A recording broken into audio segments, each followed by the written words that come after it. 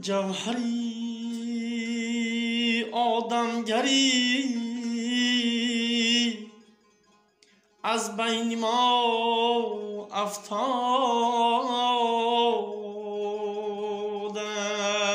است. چشم بینا در سر ما پیش پا افتاده است. چون میزانی مال پول شد آدم و آدم گریم بی ادب را از جوانی شرم و حیا افتاده است. بی ادب را از جوانی شرم و حیا افتاده است.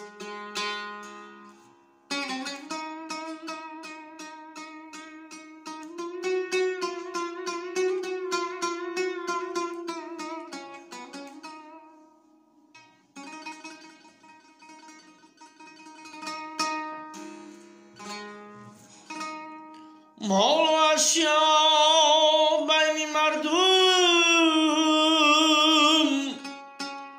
حالی بیو هم شیران.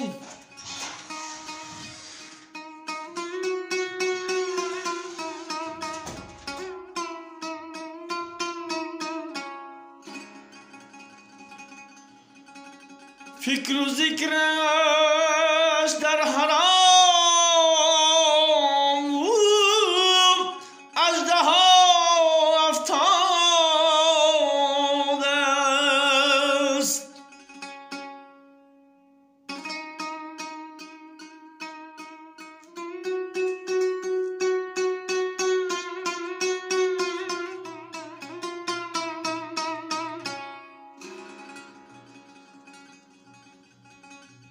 عقل و انصاف و عدالت رفت از بازار دهر. در ترازوها خیانت ها روا افتاده است. در ترازوها خیانت ها روا افتاده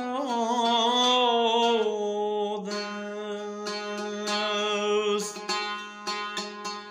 در تجارت عدل و انصاف پای بیو شیران. تاجر صادق از این رو با سخا افتاده است. عقده حل مسائل امر معروف بوده است. ای حسین اصلاح بین ما پا بجا افتاده است.